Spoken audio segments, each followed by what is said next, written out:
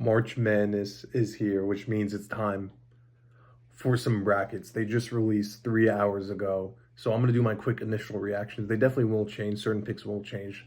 But right off the bat, we're taking Auburn. They were probably the best team throughout the whole season. They definitely cooled off towards the end, losing in the SEC tournament. But they're not a 1 seed that's going to lose to a 16 seed. And Louisville and Creighton, this is a tough one because both teams should be higher. Louisville has been great all season, second in a weak ACC, but Creighton and Ryan Kalkbrenner are scary. I don't think anyone can stop Kalkbrenner on this team, so I'm taking Creighton. And Michigan, UC San Diego. So I know UC San Diego, a lot of people are high on them their first time in the tournament being able to qualify. But Michigan has that front court of Danny Wolf, who's on that Yale team, 7-footer, that upset Auburn. And then Vlad Golden, another 7-footer, who was on that FAU team that went to the Final Four. And then Trey Allison has been great all season. I'm taking Mich. I'm high on Michigan. Texas A&M and Yale. I hate to disrespect Texas A&M and Wade Taylor, but this Yale team can get hot. We saw them upset Auburn last year. Like I said, a similar Auburn team to this year. They had Janai Broomstill. And then Yale has John Poulakatis, who's just an absolute beast. He just popped off in the Ivy League tournament today. Ole Miss, and then versus San Diego State, UNC. I'm predicting San Diego State does win that game, and I would take them. But even if UNC wins, I know a lot of people have been hating on them. I think the experience RJ Davis has as a fifth year now will win that one game. And the Iowa State over Lipscomb. I mean, Iowa State started off 17-2. They've been incredible. I know they had a mediocre second half of the season, but they can definitely survive the first round. Marquette, New Mexico is a tough one. I'm leaning towards New Mexico. I mean, Donovan Dent, who's the other guy? Nelly Jr. Joseph. I think they can potentially go on a little bit of a run. Definitely beat Marquette in the first round. I'm not high on Shaka Smart when it comes to March Madness.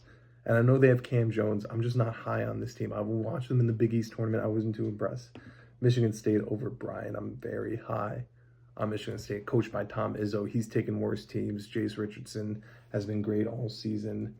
Let's see how many people they got on this team, because they've got a pretty deep roster. Because let me check out these statistics. Yeah, and Jaden Atkins. I mean, and Trey Holloman. They have some scary guards. And then Jackson Kohler is a decent center. I'm taking Michigan State far. Spoiler alert. Florida's winning against Norfolk State. I mean, Walter Payton Jr. may be the best player in the tournament when it's all said and done. UConn and Oklahoma, been going back and forth with this one. But UConn has the experience with Dan Hurley. I don't think it gets them that far, but it gets them a first-round win. Memphis and Colorado State. A lot of people are taking Colorado State. But don't disrespect Memphis. They won their conference tournament. They've been getting closer and closer each year. They've been getting better and better each year. So they have that experience behind them. I'm taking Memphis. A lot of people are going to take Grand Canyon too. Give me Maryland. I mean, I'm blanking on his name now. This is so bad because he's going to be a top pick too. Derek. What's his name? Jesus. How am I blanking on this? Derek Queen. Yeah, Derek Queen is an absolute beast. He's averaging 16 and 9, and Jacoby Gillespie has been great. I mean, 1 through 5, they have one of the best scoring starting lineups in the league, and if they get hot in the tournament, it's going to be scary for a lot of teams. Drake and Missouri. I mean, I'm going with Drake 100%. This is a spot for them. Pretty sure they won their first round matchup last year too, as an underdog, and I mean, Bennett Sturts is averaging 19 points right now. He's been on fire, shooting 39% from 3. You're going to need 3-point shooting in March Madness. Give me Drake. Texas Tech and UNC Wilmington. I'm going to go with Texas Tech. I'm not too high on them every year. Since the Jarrett Culver year, they've seemed to disappoint year after year. Kansas and Arkansas. Bill Self versus John Calipari. I don't think Calipari is a good March Madness coach. I got in an argument about this today. I think he's great at recruiting players. I think he's great at developing NBA talent, but when it comes to March Madness, he's not that good of a coach. I mean, we saw last year, he lost to a 14th seed. Year before was a 6th seed, lost in the second round. Year before that, they didn't make the tournament, and the year before that, they lost as a 2 seed in the first round. Those last 2 years, I might have got mixed up. His most dominant years was when he had the best NBA talent, because he's a great recruiter. When he had D-Book, Anthony Davis, Karl Anthony Towns. But yeah, I'm going to take this Arkansas team. I mean, they have DJ Wagner, who's been mildly disappointing. And you have John L. Davis, who was on that FAU team, but I think it's enough to get them over Hunter Dickinson, who's gotten worse every year, it feels like. And then I'm taking St. John's. I'm high in the St. John's team. This is a little bit biased. I am a St. John's fan, but I mean the big three of Kadari Richmond, R.J. Lewis Jr., and Zuby Dooby Doo will get them very far. I understand the three-point shooting isn't there, but it's not that bad. It's not as bad as everyone makes it out to be. But defensively, they're gritty, very well coached by Rick Pitino. Last time Rick Pitino had a team this good in the tournament, he won the national championship.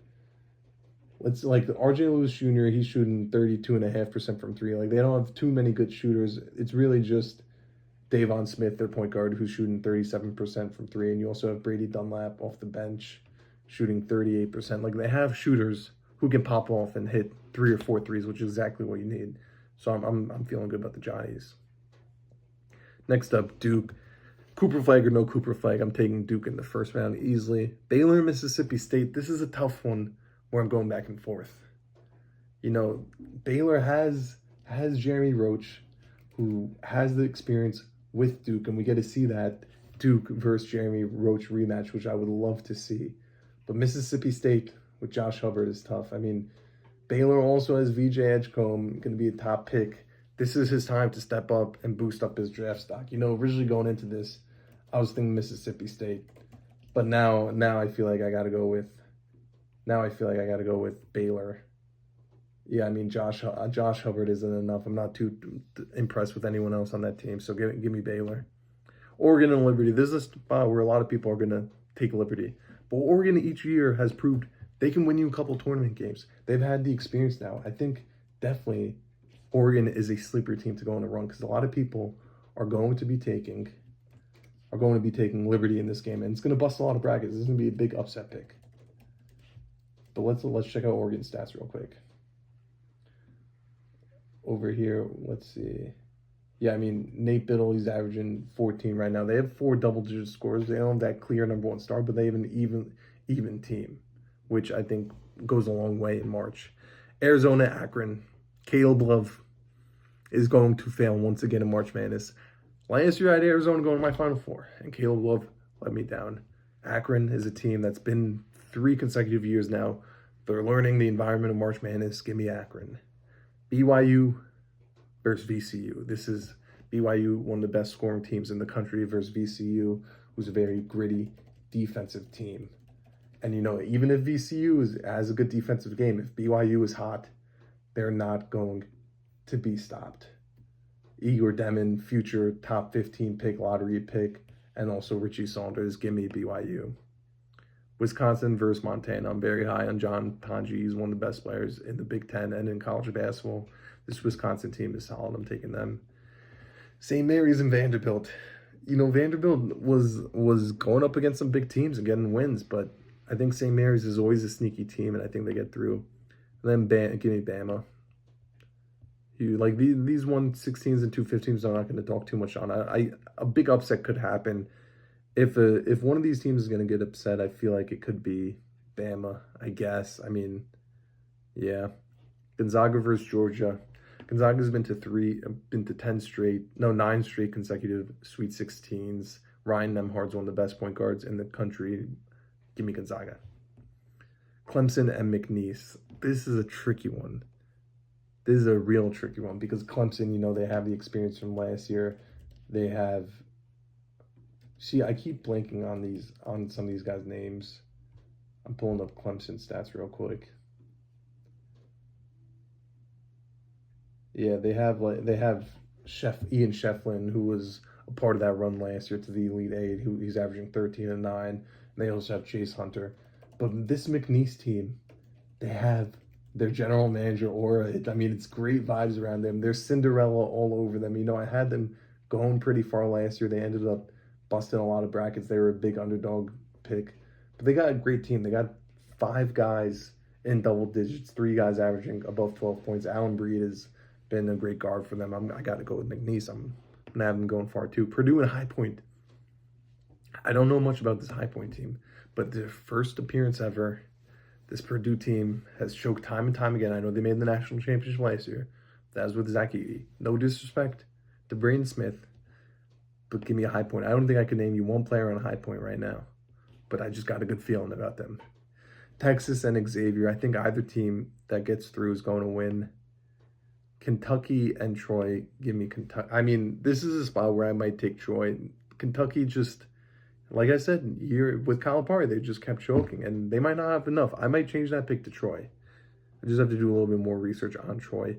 UCLA and Utah State, and give me Utah State, and then Tennessee, and now we're going to go back up to the top of the bracket. Auburn and Creighton, Johni Broome versus Ryan Kalkbrenner.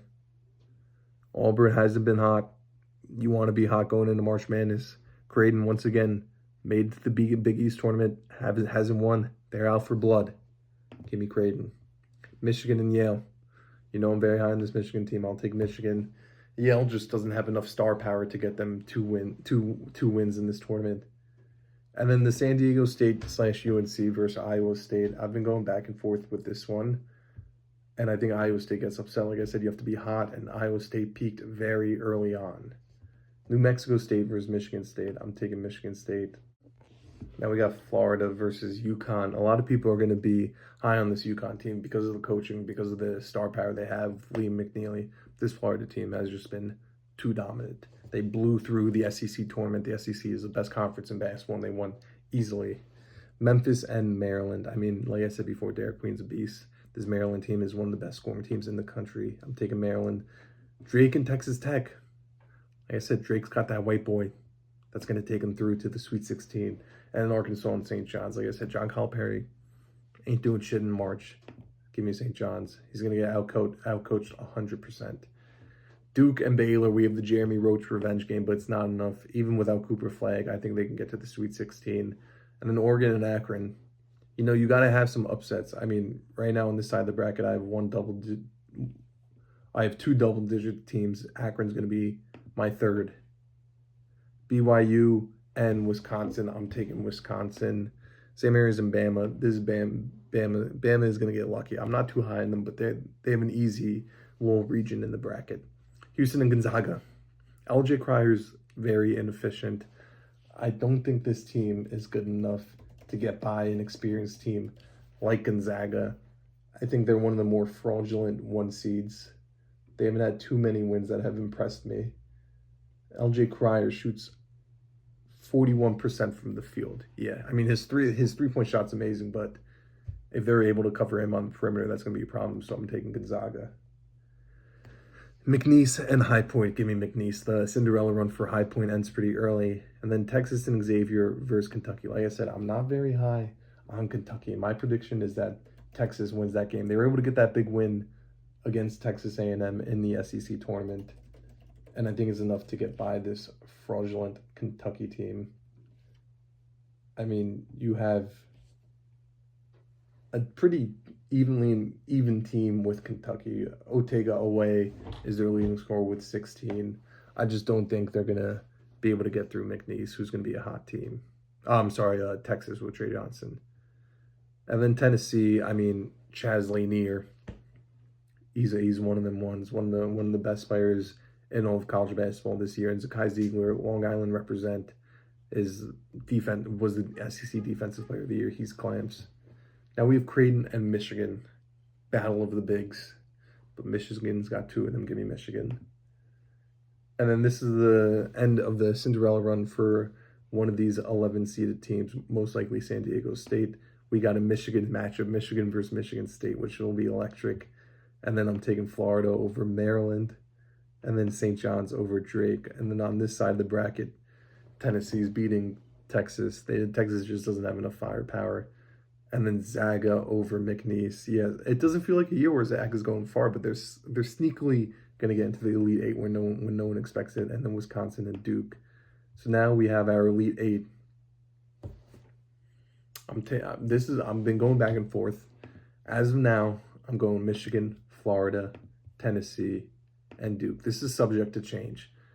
The Duke, I meant to take Wisconsin over Bama, my mistake. And I meant to take Wisconsin. Okay, that messed me up because I saw Alabama in there. I meant to take Wisconsin. This is subject to change. Duke has something about them where we've seen this a lot. They have the best player in the tournament, and they just fall to a team that's been hot and better, just better, more even throughout their roster. And then this Michigan. So the Wisconsin Duke one, I'm going back and forth. But with Michigan State, I'm going back and forth. With Florida and St. John's, I'm going back and forth with. But I am confident that Tennessee is making the Final Four. And then my final would be Florida and Wisconsin. Florida and Tennessee, and Florida wins it all. They win it 82-77. And that's my March Madness bracket.